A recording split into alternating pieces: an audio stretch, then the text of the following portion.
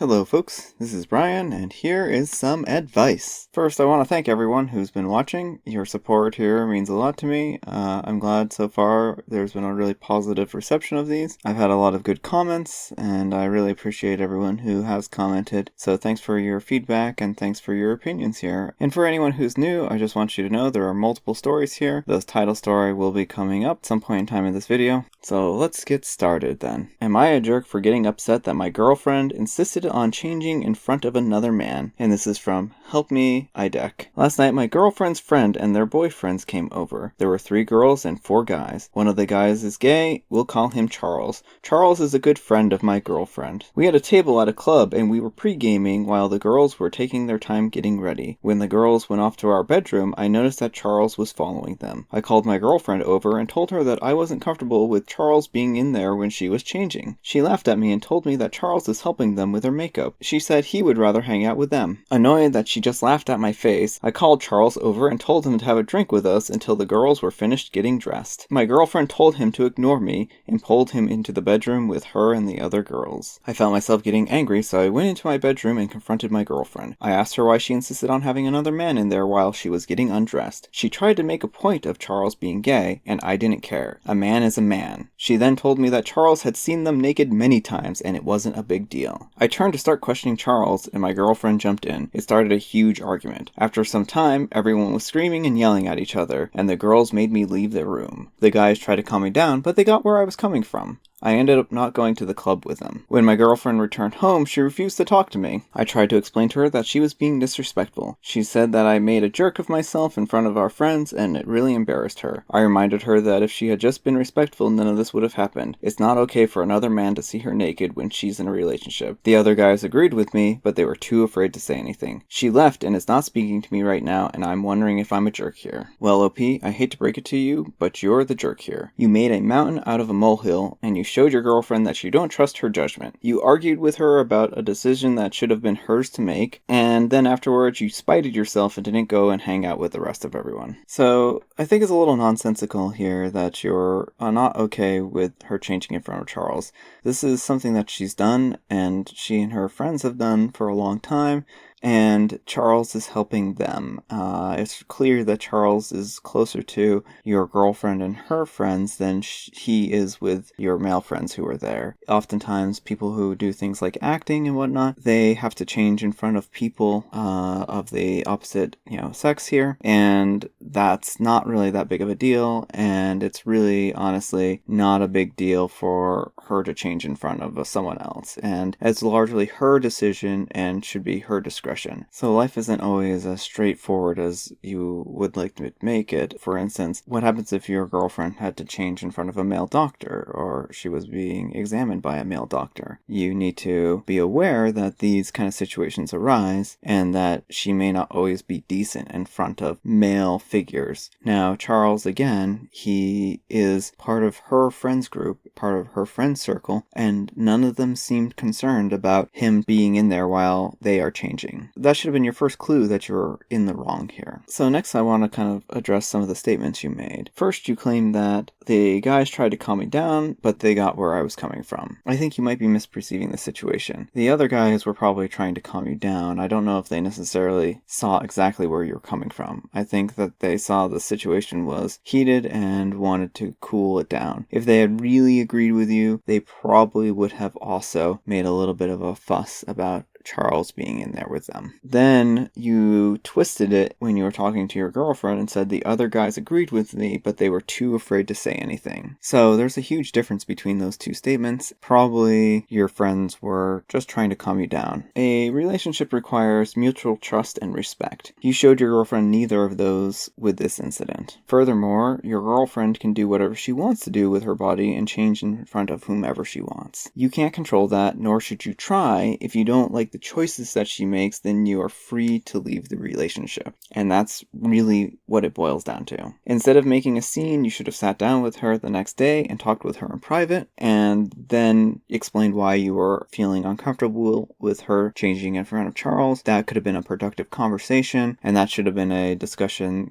approached without an accusatory tone, saying, look, I know that you're comfortable with Charles. For some reason, there's something inside of me that makes me really uncomfortable with this. That kind of heart-to-heart could have really allowed you to grow closer and form mutual respect, as opposed to driving you apart like what happened here. In the end, I think your girlfriend just got a gigantic red flag, and hopefully she takes it and runs with it. Anyhow, good luck. Our next story is called, Am I a Jerk for Refusing to Talk to My Parents Unless They Apologize? And this is from Gleeking Geek. So I'm a 21-year-old female. I'm fully financially independent from my parents, and I'm living in another country, the UK, and studying and working there. One of the first things I did when I left home was sign up for violin lessons. My parents always refused to sign me up for music lessons because they said I wouldn't keep up with it like all the other kids. Whatever, independence, I do what I want, so I bought a cheap violin and went on with my life. 3 years later, I'm still really into it and starting to eye my university's string orchestra. I've thought a lot about upgrading my violin, but I'm always kind of put off by the price, figuring that I'm not good enough yet, until I came to some discovery session organized by my university string orchestra, and one of the girls let me try her 3,000-pound violin. I definitely saw a difference in tone. I spoke a lot to her, and she pretty much told me I can't audition to anything with my cheap violin. Fine, decision taken. It took me 3 months, but I found one that I loved and bought a 2,000-pound violin. Of course, I told my parents about it and got laughed at and pretty much insulted. They told me that this was the most stupid thing I'd ever done and that I shouldn't invest too much into something that won't make me any money. They asked where I got the money from, and I explained that over the past 3 years, I put aside £1 for every 30 minutes of practice I did. They laughed more and started listing better things I could have bought with £2,000, saying that I better not ask them for money, which I never did, ever, and even if I do, they'll force me to sell it before they give me anything. They kept pushing me and asking me if I could return it, get a refund, or resell it before it loses too much value. I hung up on them and put my phone on silent. I took some time to calm down and told them that they could either apologize and start being civil about the things I'm serious about, or that they could go and mock me among themselves, but I wouldn't stand here and take it. They are infuriated, and they mostly mocked me more, telling me that I was ungrateful, etc. My other relatives say it was a petty thing for me to do to stop talking to my parents about, and that I'm the one who should apologize, and that they were just joking innocently. Am I a jerk? The short answer, OP, is no. No, you're not a jerk. Your parents, on the other hand, are huge jerks, and your family, who's not supporting you here, are also jerks. You saved your own money to purchase the violin, and your parents aren't helping you with any of the bills, and you can spend your own money however you want. This hobby of yours is very important to you, and your parents are being killjoys. You've proven over and over again over the last 3 years that this hobby means a lot to you. You defied the odds and kept practicing despite your parents' lack of support. You worked hard and gained a valuable skill. It's valuable simply because you value it. Even if it doesn't make you a dime and never pays itself off, it's important because it brings you joy and it's something that you enjoy. So over the last few years, you've practiced 1,000 hours, which means that you've practiced roughly an hour a day. So I imagine that you are fairly adept at playing the violin. My one caution is the amount of time you're practicing. If your goal is simply to play in your university's orchestra, then you're probably fine, but if you're planning on trying to make this a career or something, then you should be practicing more. And in fact, if you're going to be going into the orchestra, they might actually want you to practice more than the single hour a day that you're practicing. You may be looking at more like 2 hours a day or closer to 4 hours a day. That's just a word of caution. And maybe this is the next step that you're taking. Maybe that's why you want to join this orchestra, so that you have more time to practice and so that you can enjoy playing the violin even more. In the end, I don't think you need to apologize to your parents, and I think that they need to apologize to you. Maybe if you give them a little time to cool down, they'll realize how important this truly is for you, but your parents just sound like very toxic individuals. And it sounds like your parents want to drag you down into the mud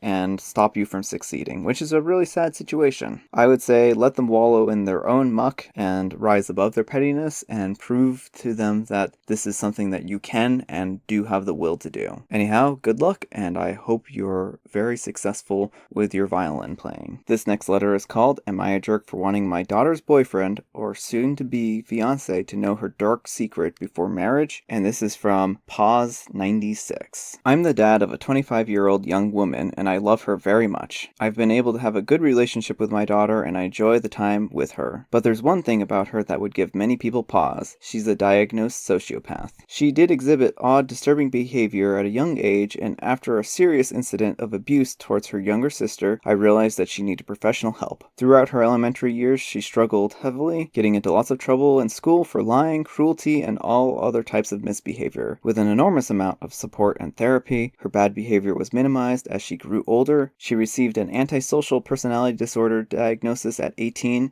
and I had suspected it for a long prior. After her aggressive behavior was tamed, her following years were much more fruitful. She was law-abiding, she has a decent job and a good education, and has many good friendships and admirers, especially male admirers. She is very, very charming and adept at attracting guys and maintaining their interest. She uses that old dating guide, The Rules, like a Bible. She currently has a boyfriend about 2.5 years who's crazy about her and who I have a very strong relationship with. We live in the same area and spend a lot of time together regularly. He's a really great guy, very kind, funny, and intelligent. But I doubt she loves him. We had some very honest, in-depth discussions about her mental health since her diagnosis, and she's been open with me that she doesn't feel love or empathy towards anyone, even family. When she acted very sad and broken up about the death of one of her closest friends at a funeral, she confessed to me privately that it was all a put on, that she felt pretty neutral about the whole thing. She also stated that she never once felt guilty about anything she's ever done, and doesn't know what guilt feels like. While she enjoys being around her boyfriend and is sexually attracted to him, I highly doubt that she feels much of anything towards him love-wise. Her boyfriend, who might propose soon, has no idea about her diagnosis, and she's been very upfront with me that she has no plans of ever telling him, thinking that it'll scare him away. I've made it clear to her that she needs to tell him the truth before they marry, that he has the right to know and consider it, or I will. To which she responds, quote, I know you wouldn't dare, I actually would. I really like and respect this young man and would feel awful for keeping the secret away from him and letting him walk into a marriage without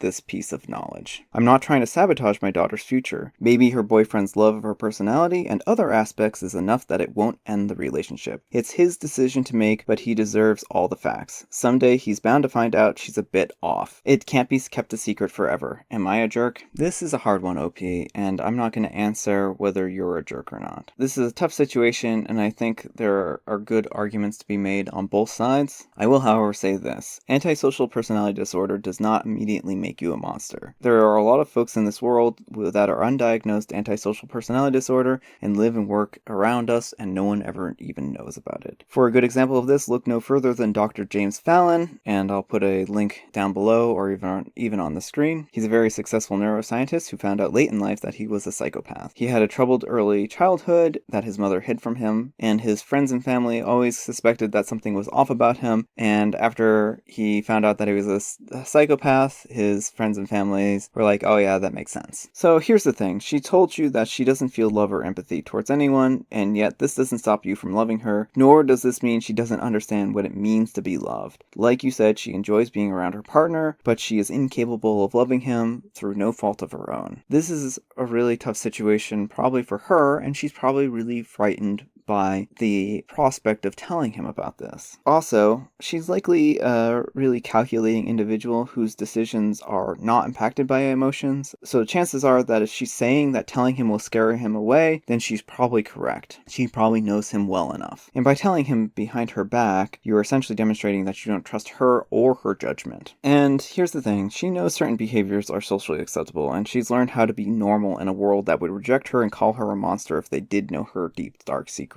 She knows that she has to hide this because of how people react when they hear the terms psychopath or sociopath. The last thing I want to kind of point out here is that her medical history is hers to share however she likes. And I think that sharing someone's medical history without their permission, no matter what your motivations are, isn't really your place to share that medical history. But I can understand again, like, why you would want to tell this individual. So those are all the facts I'm presenting here. You haven't said any arguments that towards her being a dangerous individual, so I'm kind of hesitant to, say that she's a dangerous or unstable person. She seems fine. She seems like a productive member of society, and so I think maybe you should lend a little more trust towards your daughter and know what she's talking about. Again, I can't say that you're a jerk here, because I think that you're also looking out for the best interest of someone else. So good luck. I hope that you can find peace and that your daughter and her partner can find happiness. Our next letter is titled, Am I a Jerk for Asking My Vegetarian Sister if I could put chicken and real cheese on one half of the enchiladas that she was making? And this is from Throwaway Chicken 7. Maybe I shouldn't have asked, but I think her reaction was over the top. My little sister is the only vegetarian in the family. She also uses vegan cheese and dairy products, though, because she's lactose intolerant. She mostly cooks just for herself, but sometimes makes something for us all. This weekend, she was making some sweet potato and bean enchiladas for her and my mom. My dad was cooking him and myself something else. I like the sound of the enchiladas better, so I asked my sister if I could have some, and if she would put some meat and real cheese on half of them if I cooked up the chicken. She looked at me in absolute shock and said no. There was nothing wrong with her vegetarian/vegan enchiladas, and she wanted to eat the leftovers, which she couldn't do if there was meat in some of them. I asked her if I could just have a couple of enchiladas with real cheese and chicken on the side, and she said no. She said that they were in no way meant for me, that they were just for her and her mom, and I should just eat what my dad was making. She said that the enchiladas were a decent amount of work, and if I ate some, I'd eat too many, and she'd have to cook them again tomorrow. I told her that she was being selfish for refusing to let me have any, and she said she didn't care if she was, and that she was the one cooking. I think she was well within her rights to say no. She didn't want to literally stuff half of the enchiladas with chicken and real cheese, but I think she was being selfish through all of this for not letting me have any. Well, OP, I'm going to say that you're a little bit of a jerk here. You're asking your little sister to do extra work just so that you can have some enchiladas. And while you did offer to cook up the chicken, you really should have probably done a little bit more than just cook up the chicken, since it seems like this was a lot of work. It also sounds like she was only expecting your mom and her to share this meal, and as such, she was only prepared enough for the two of them. And it sounds like you probably, whenever you eat her food, eat a lot of it. Since she's the only vegetarian, she doesn't have quite the same meal options in your house as maybe you do. I think maybe if you had offered to make them, or make some enchiladas yourself, then you wouldn't have had any kind of problem here at all. But my guess is that probably what ends up happening a lot of times is that you take your sister's food, who she works really hard to make, and then you don't reciprocate with any kind of cooking or whatnot. So again, I guess my suggestion here is that I would offer to lend her a hand when she's cooking in the future. Maybe this would help her to be a little more generous and be willing to share her food with you. And maybe also, if you do end up cooking food, then maybe you should consider making a vegetarian version for your sister so that she has something to eat too, so that she's not always being the person who's cooking food for herself. Anyhow, good luck, and I hope that you work out things with your sister. Our last letter is called, I got mad at my sister because she bailed on my wedding. It's 2 days away and she's the maid of honor. And this is from user deleted. I'm getting married on the 4th. Not ideal, and it's a pain to organize, but my fiance family is from another country, so we needed to do it while they were all here. We planned a child-friendly wedding as my siblings both have kids. My brother has 2 girls and my sister has a son. My nephew has social anxiety disorder and has been diagnosed and is in therapy, something to do with his dad. He's 9 and the anxiety is pretty bad and manifests itself in tantrums and crying, so I planned a child-friendly wedding knowing that my sister has nowhere to leave him. Today, my fiance came to me and said that his family, who we had planned the entire thing around, didn't want kids at the wedding. They're all over 18, they want to drink, and they don't want to have to worry about brats running around, his dad's exact words, and they were threatening not to come. I felt backed into a corner and posted in the sibling group chat that the in-laws are saying they don't want kids there, and they're saying they won't come. Can you all sort something else out? After a couple of minutes, my brother said his wife offered to look after my nieces. I thanked him. My sister then said, is there any way that I can still bring him? I'll stay with him and make sure he behaves. My brother said, if the nephew can come, I want my nieces back in. Sister-in-law is upset that she's missing it. I then said, no kids. The in-laws are getting mad about it. My sister says, I've got no one to leave my nephew with, so I'm really sorry, and I'll have to see you when you get back from the honeymoon. I got really mad because it's 2 days and my sister is now bailing on me, so I reply, babysitter, neighbor, boyfriend? She said he isn't comfortable enough to be babysat by someone, and he weirds out his neighbors with the tantrums and anxiety, and he's not comfortable enough with her boyfriend to leave the two of them alone. And she's sorry she can't make it, but if I'm doing a child-free wedding, she can't go. I say, I can't believe you're missing my wedding because your kid is antisocial. And she replies, I can't believe you're changing the plans last minute when you know I can't leave him with someone. She then says, I'm staying at home at brother. If you want, you can drop off your nieces here and I can watch them for you while sister-in-law goes with you, but nephew needs to be with me. I say, are you kidding me? It's not my call to get rid of the kids, so I don't know why you're making me feel bad for it. I'm getting married in 2 days, and if it's between the kids and the in-laws, then the in-laws win. Sister says, fair enough, your day, but we've clearly got different priorities, and then went offline. I've not said anything since. I'm annoyed because this isn't my choice. It's my in-laws who are being weird about the kids being there. Brother took my sister up on her offer, so now he and my sister-in-law are coming, but not my actual sister. I just want the day to go smoothly, and instead they're having a go at me. Am I a jerk? Alright, OP, I'm gonna give you at least a 4 out of 5 on the jerk scale here. You told her that she could bring her son, and then you changed the plans at the very last minute. Now, there are 2 days